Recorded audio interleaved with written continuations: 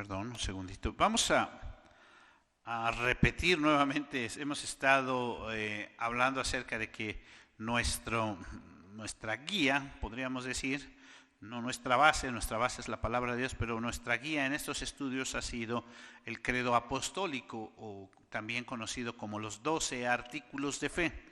Y entonces hemos estado repitiéndolo. Yo espero que al final de este estudio, prácticamente han sido o serán 3 meses, podamos todos repetirlo de memoria y podamos todos afirmar y como ahora muchos dicen, declarar realmente estas expresiones. Sí, son declaraciones que nosotros debemos de hacer porque afirmamos qué es lo que creemos. Dice pues este credo apostólico de la siguiente manera: creo en Dios Padre Todopoderoso, Creador del cielo y de la tierra, y en Jesucristo, su único Hijo y Señor nuestro, que fue concebido del Espíritu Santo, nació de la Virgen María, padeció bajo el poder de Poncio Pilato, fue crucificado, muerto y sepultado, descendió a los infiernos, al tercer día resucitó de entre los muertos, subió al cielo y está sentado a la diestra de Dios Padre Todopoderoso. Y desde allí vendrá al fin del mundo a juzgar a los vivos y a los muertos. Creo en el Espíritu Santo, la Santa Iglesia Universal, la comunión de los santos, el perdón de los pecados, la resurrección de la carne y la vida perdurable. Amén. El día de hoy nos corresponde hablar sobre el 9º artículo. Ya estamos en la parte final. Hemos hablado todo con respecto a la Trinidad, sobre Dios Padre, Dios Hijo, y la semana pasada estuvimos haciendo referencia a qué es lo que nosotros creemos como cristianos o qué es lo que nos enseñan las Escrituras con respecto al Espíritu Santo. Entonces, el día de hoy corresponde a la declaración, después de decir creo en el Espíritu Santo, creo en la Santa Iglesia Universal, la comunión de los santos. Esa es la declaración que corresponde al 9º artículo. Estas 2 frases: la Santa Iglesia Universal, la comunión de los santos. Inmediatamente surgen las preguntas: ¿qué es la iglesia? ¿Por qué le llamamos santa? ¿A qué iglesia universal o qué es la iglesia universal? Y finalmente, ¿a qué se refiere el credo apostólico cuando habla de la comunión de los santos? Lo hemos mencionado en diferentes ocasiones. La palabra iglesia viene del griego y de la expresión específicamente eclesía, que tiene que ver con una reunión o una asamblea. Repito, la palabra iglesia viene de la expresión del griego eclesía, que tiene que ver con una reunión o una asamblea, específicamente con un propósito. La palabra se usaba para designar cuando un grupo de personas se reunía, repito, con un propósito específico para tratar algún asunto. Tenemos el ejemplo del uso de esta palabra sin referirse a la reunión de los cristianos, allá en el capítulo 19 del libro de los Hechos, en el versículo 39. Recordemos este evento que nos describe el capítulo. Algunos de ahí, de Éfeso, tenían listo para linchar a algunos cristianos, y entonces vienen algunos gobernadores e intervienen ahí en esta situación. Y entonces dice este versículo 39: si demandáis alguna cosa, en legítima asamblea se puede decidir. Entonces esta frase ahí, específicamente en este texto, dice eclesía, la traduce como asamblea, en legítima asamblea, porque hace referencia a una reunión en la que se juzgaría un asunto. O sea, ustedes tienen problema con alguien, pues hay asambleas, hay legítimas asambleas donde se puede juzgar un asunto. Y ahí estarían en esta asamblea las partes involucradas, los jueces, etcétera, los que están interesados en el asunto. Si leemos desde el versículo 38, lo podemos entender un poquito más. Bueno, lo ideal sería que leer todo el capítulo y entonces ver de qué se trata, ¿no? Demetrio, del que nos habla este versículo 38, era un artífice de estatuillas del templo de Diana y levantó a todos los que se dedicaban a este oficio en contra de los cristianos. Y el versículo 38 dice de la siguiente manera, este gobernador ahí les dice a toda la comunidad, que si Demetrio y los artífices que están con él tienen pleito contra alguno, audiencias se conceden, procónsules hay, acúsense unos a otros, y si demandáis alguna otra cosa, en legítima eclesía, podríamos decir, se puede decidir. En legítima asamblea se puede decidir. Entonces se convoca a una reunión, una asamblea, donde van los interesados. Una reunión específica convocada con un propósito. Los cristianos, al ir creciendo en número, tienen diferentes reuniones con un propósito específico y efectivamente se convocan, se reunían con un propósito y poco a poco se fue adoptando el término. Vamos a la reunión, vamos a la eclesía, ¿no? Nos vemos en la reunión, nos vemos allá en la eclesía, no refiriéndose al edificio, sino a la reunión con un propósito, una reunión que iba a ser con los otros cristianos. Y aquí vale la pregunta, ¿cuál es el principal propósito por qué se reúnen los cristianos? Podríamos decir, es glorificar a Dios. Podemos decir también, es el propósito de reunirnos, es edificarnos como cuerpo de Cristo. Ahora, regresando a nuestro credo, el artículo 9 que estamos tratando, donde dice Santa Iglesia Universal. La primera palabra es santa. La santidad, hemos dicho, que es uno de los atributos de Dios, por cierto, del que más se nos habla en la Biblia, porque la Biblia nos dice que Dios es santo, santo, santo, es decir, 3 veces santo. También hemos dicho que la raíz de esta palabra tiene principalmente 2 connotaciones. Una que tiene que ver con la pureza. Algo puro es algo que se mantiene en su estado original. Mientras más cosas lo afecten, va perdiendo su pureza y se contamina. La segunda connotación de la palabra santo tiene que ver o es apartado para. Algo santo es cuando se aparta algo para un uso específico. Y la Biblia nos enseña que en la casa tenemos diferentes utensilios que les asignamos un uso. No usamos, por ejemplo, el mismo trapo para limpiar la mesa en la que comemos que para trapear el piso, ¿o sí?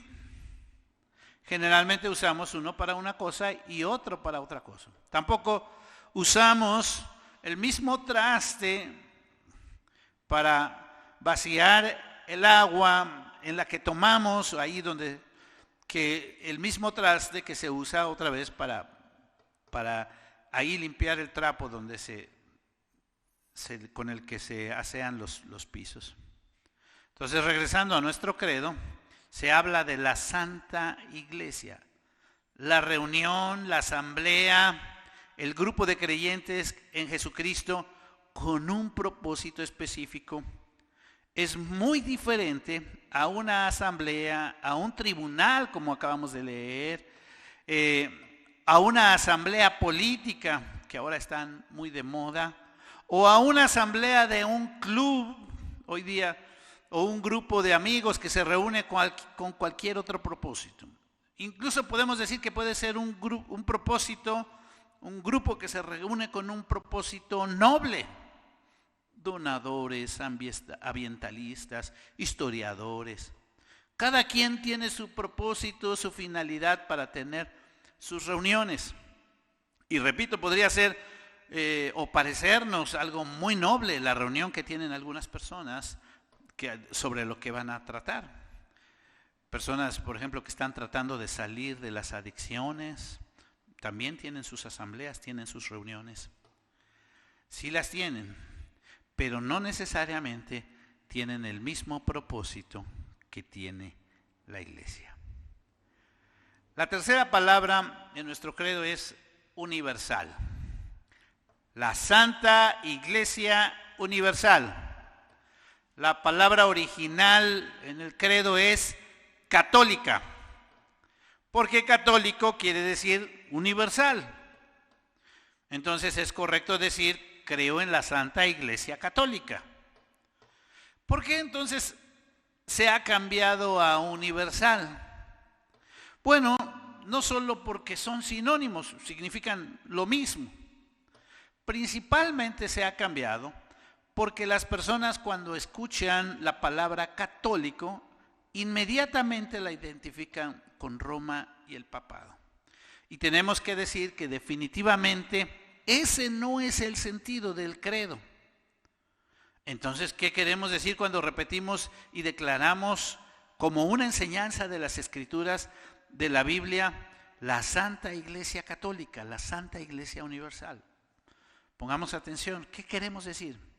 Creemos que Dios como nuestro Salvador y como lo muestran las Escrituras, a lo largo de la historia, en todos los lugares del mundo, se ha apartado para sí un grupo de creyentes que le adoren, que le sirvan, que le honren.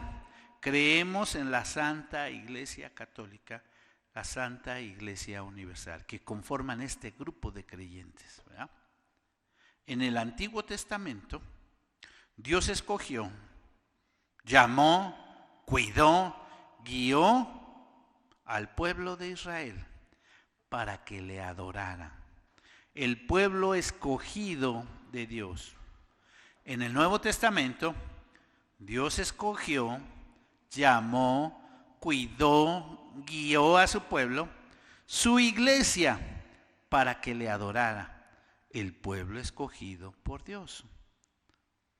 Voy a leer algunos pasajes porque hemos dicho nuestra base de todo esto es la Escritura y que podamos entender entonces esta declaración. Creo en la Santa Iglesia Católica, creo en la Santa Iglesia Universal, creo que Dios ha escogido a hombres, mujeres, grupo de creyentes que le adoren, que le sirvan, que le honren. Leo Salmo 135, versículos 3 y 4. Y bueno, solo quiero decir que estos textos que voy a dar lectura son solo una pequeña muestra de muchos textos que nos hablan sobre este tema. Salmo 135, versículos 3 y 4. Alabad a Jehová porque es bueno, cantad salmos a su nombre porque Él es benigno. Porque Jah ha escogido a Jacob para sí, a Israel por posesión suya. Muy claro, Jehová escogió a Jacob, al pueblo de Israel para sí, a Israel por posesión suya. Isaías 45, versículo 4. Por amor de mi siervo Jacob y de Israel mi escogido, te llamé por tu nombre, te puse sobrenombre, aunque no me conociste. ¿Qué está diciendo Dios? Yo te escogí. Deuteronomio 7, versículo 6. Porque tú eres pueblo santo para Jehová. Acabamos de decir qué quiere decir santo, ¿verdad? Porque tú eres pueblo santo para Jehová tu Dios. Jehová tu Dios te ha escogido para hacerle un pueblo especial, más que todos los pueblos que están sobre la tierra.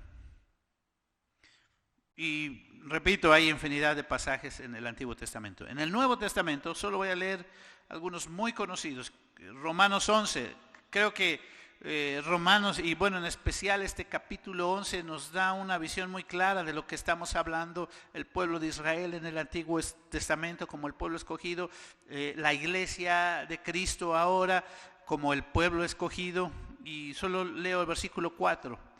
Pero ¿qué le dice a la divina respuesta: me he reservado 7,000 hombres que no han doblado la rodilla delante de Baal. Esto, recordemos, aquí Pablo está citando a Elías cuando él dijo: ay, creo que estoy solo, creo que no hay nadie más que sirva a Dios. Pero Dios le dijo: no, Elías, hay más de 7,000 hombres que no han doblado la rodilla delante de Baal. Y versículo 5 en Romanos 11: así también aún en este tiempo ha quedado un remanente escogido por gracia. ¿De quién está hablando? Y si leemos todo el capítulo, repito, no lo vamos a hacer en este momento, está hablando de la iglesia del Señor Jesucristo.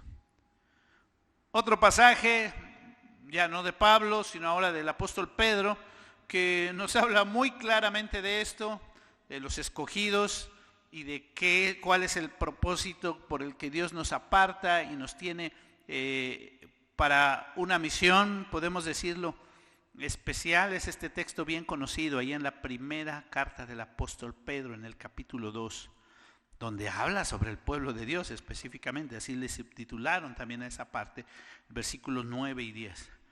Mas vosotros sois linaje escogido, real sacerdocio, nación santa, pueblo adquirido por Dios, para que anunciéis las virtudes de aquel que os llamó de las tinieblas a su luz admirar.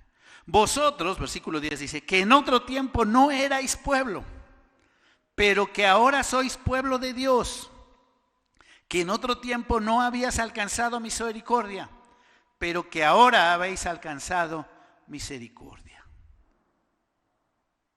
Nos damos cuenta, es muy claro, muy específico, y es un mensaje que viene a lo largo de las Escrituras. Hay muchos textos, muchos pasajes que nos hablan de esto, cómo Dios apartó a los creyentes, cómo Dios escogió, cómo Dios santificó. El Señor Jesús en los evangelios muchas veces menciona los escogidos, los escogidos. No voy a leer todo porque nos tardaríamos mucho, pero voy a solamente leer algunos pasajes. Juan 15 dice: no me elegisteis vosotros a mí, sino que yo os elegí a vosotros y os he puesto para que vayáis y llevéis fruto y vuestro fruto permanezca, para que todo lo que pidiereis al Padre en mi nombre, Él os lo dé. Juan 15, verso 16.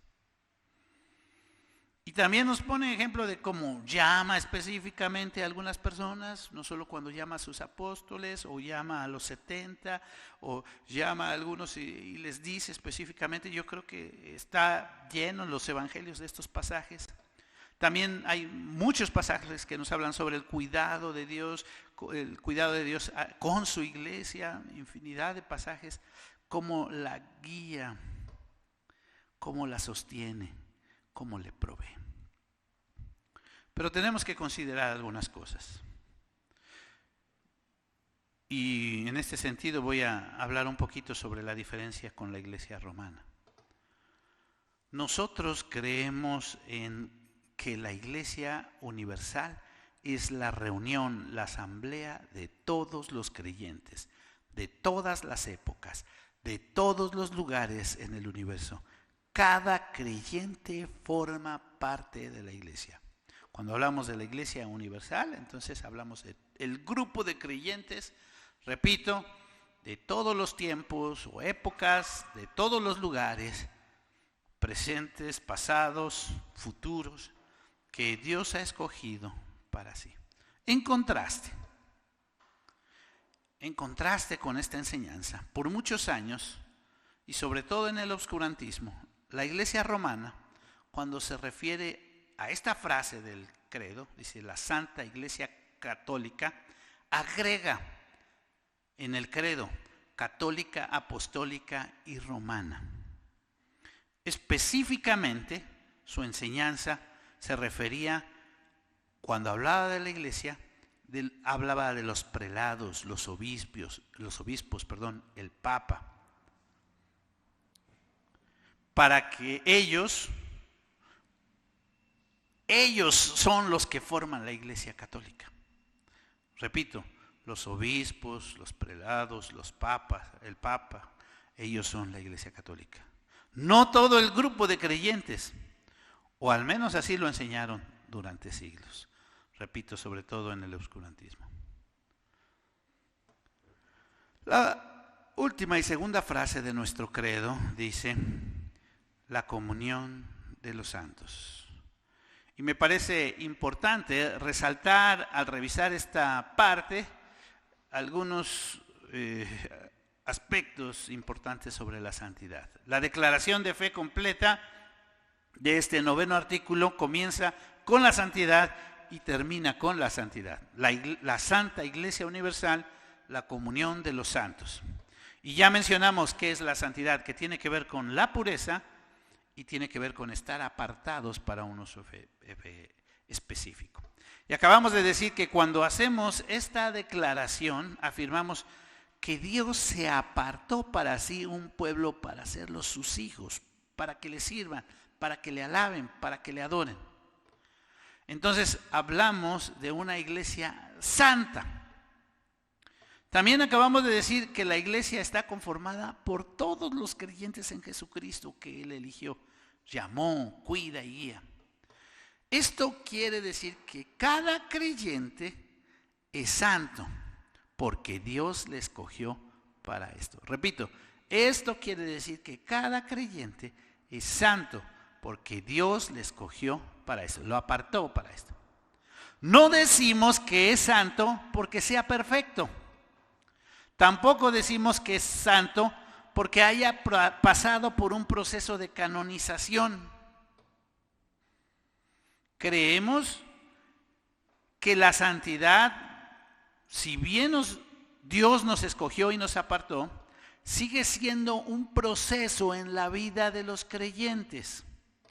Entonces, cuando hablamos de la comunión de los santos, nuestro credo, nuestra declaración de fe, se refiere a esos que Dios apartó y que están en ese proceso, todos los creyentes. Voy a leer algunos pasajes y los vamos a considerar. El primer pasaje que voy a leer es 1 Corintios 1, verso 2. 1 Corintios 1, verso 2. A la iglesia de Dios que está en Corinto, a los santificados en Cristo Jesús, llamados a ser santos, con todos los que en cualquier lugar invocan el nombre de nuestro Señor Jesucristo, Señor de ellos y nuestro. Gracia y paz a vosotros de Dios, nuestro Padre, y del Señor Jesucristo. Aquí el apóstol Pablo está hablando de los dos aspectos, cómo Dios nos aparta, y eso ya nos hace santos, pero también está hablando sobre el proceso que siguen los creyentes de la santificación. Ahora voy a leer Romanos 1, y quiero que pongan atención en este. Romanos 1, ahí la introducción que dice el apóstol Pablo es un poquito larga, así es que voy hasta el versículo 6. Dice, entre las cuales estáis también vosotros, llamados a ser de Jesucristo, a todos los que estáis en Roma, amados de Dios, llamados a ser santos, gracia y paz a vosotros, de Dios nuestro Padre y del Señor Jesucristo. Aquí algunos escépticos de esto pueden decir, y ahí dice llamados a ser santos, no que son santos, sino que son llamados a ser santos. A mí me parece que el apóstol entiende bien este proceso y lo explica en sus cartas y en esta carta a los romanos en especial, ¿no? Porque yo creo que hay que leer toda la carta a los romanos, cómo comienza los primeros capítulos hablándonos de nuestra condición pecaminosa. Pero si quieres entender todo el proceso de cómo Dios nos justifica, nos santifica, hay que irnos ya más adelante, capítulo 5, 6, 7, ¿no? Justificados, pues por la fe tenemos paz para con Dios. Y está bien, entonces, repito, leer toda la carta para entender lo que está hablando y lo que está diciendo.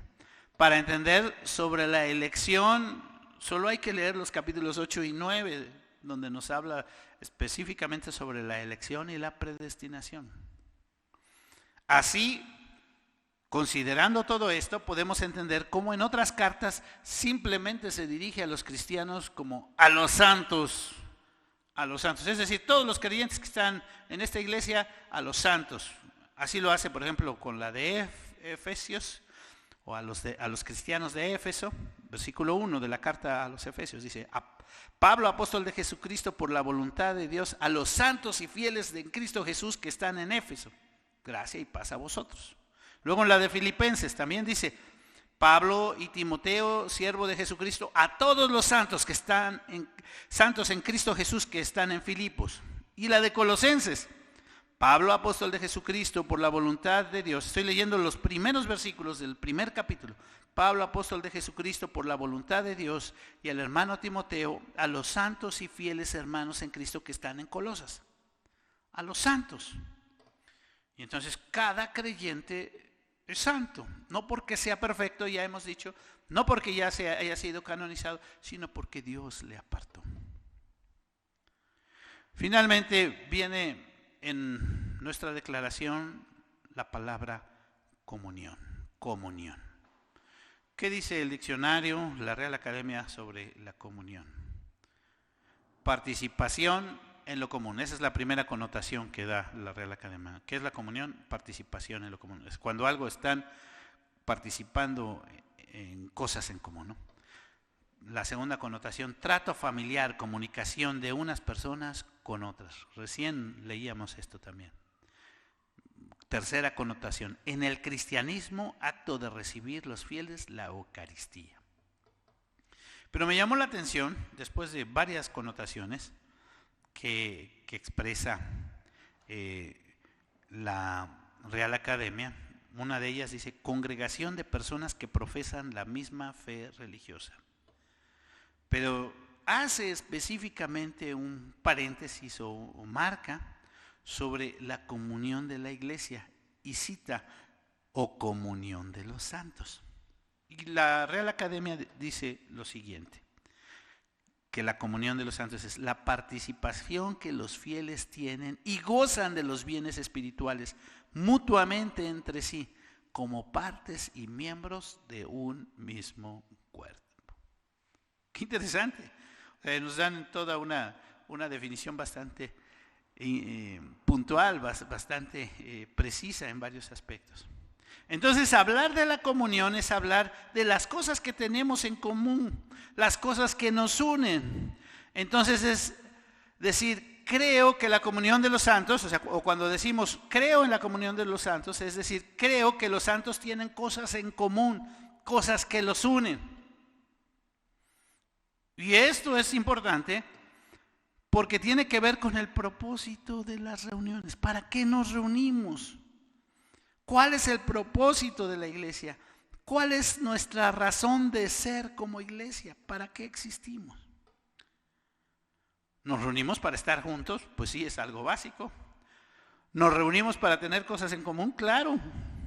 Pero ¿qué es lo que tenemos en común? Sin perder esa esencia podemos, porque la podríamos perder. Hace rato mencionamos que hay muchos grupos que se reúnen con diferentes propósitos y de repente algunas iglesias pierden la visión y no siguen el propósito por el cual existen. Podemos decir que lo que tenemos en común los cristianos, esa iglesia escogida y apartada por Dios para su gloria, lo que tenemos en común, repito, es Cristo Jesús. Cristo es lo que tenemos en común. La palabra también, comunión de los santos, podríamos enfocarla hacia el sacramento, la comunión. ¿Se refería el sacramento a la comunión? ¿O se refería a esta declaración en nuestro credo al sacramento de la comunión? Podríamos decir en un sentido que sí. Sacramento quiere decir un signo hacia la santidad. Entonces, al final nosotros creemos que los sacramentos son signos, son señales que nos hablan acerca de verdades espirituales, son los medios de gracia. El sacramento de la comunión es un signo, un símbolo de la obra redentora de nuestro Señor Jesucristo. Es decir, el propósito, la razón por la que nos reunimos y por la que estamos es porque tenemos en común la obra redentora de nuestro Señor Jesucristo. lo que nos une a los cristianos no es solamente creer en Jesús, sino creer que Jesús nos redimió, que al venir a vivir y a morir, no solamente se trata de un evento histórico cuando vino el Señor Jesús, no es solamente un evento histórico que debemos recordar. Se trata de que esa muerte fue en mi lugar. Esa muerte fue por mí. Entendemos que lo que nos une para que nos reunamos y que el propósito de nuestras asambleas es recordar y agradecer la obra redentora de nuestro Señor Jesucristo. ¿Cuál es el propósito de la iglesia? Glorificar a Dios, dijimos. ¿Cómo recordamos la obra redentora de nuestro Señor Jesucristo? ¿Cuál es el propósito de la iglesia? Edificarnos. ¿Cómo nos edificamos?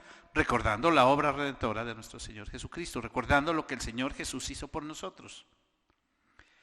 ¿Cuál es el propósito de la iglesia? Anunciar. ¿Qué es lo que tiene que anunciar la iglesia? La obra redentora de nuestro Señor Jesucristo. El Evangelio, las buenas nuevas de salvación. ¿Cuál es el propósito de la iglesia? La iglesia es la familia, el cuerpo de Cristo, estar unido como familia, como cuerpo de Cristo. ¿Cuál es el propósito de la iglesia? Como iglesia, como cuerpo bien conformado y unido entre sí, que se ayuda mutuamente, así dice Efesios, servir, ayudar, ver. ¿Qué decimos a las personas cuando decimos entonces esto? Creo en la Santa Iglesia Universal, la comunión de los santos. ¿Y qué enseñanza tenemos entonces cuando nosotros hacemos esta declaración? Cada vez que afirmamos esto. Porque nosotros formamos parte de ese cuerpo de Cristo. Así lo creemos, así lo declaramos, así lo expresamos. Creemos que el Señor Jesús vino y nos redimió y eso nos mueve. Eso nos da propósito en la vida. Eso nos da dirección y nos guía en todo momento. Que su palabra, que esta guía, que esto que nosotros declaramos y anunciamos y lo que hemos visto a lo largo de las Escrituras, que es una enseñanza, nos mueva a servirle, a honrarle, a glorificar, a cumplir ese propósito por el cual Dios nos escogió, para el cual Dios nos llamó, para el cual Dios nos guía y nos dirige cada día. Vamos a orar. Señor, te damos muchas gracias por tu palabra, porque a través de ella tú nos hablas. Gracias por todas las cosas que tú obras en nuestras vidas. Gracias porque es maravilloso ver y entender todo lo que tú has hecho por nosotros cada día. Que nos escogiste, no nosotros te escogimos, sino tú nos escogiste con un propósito especial.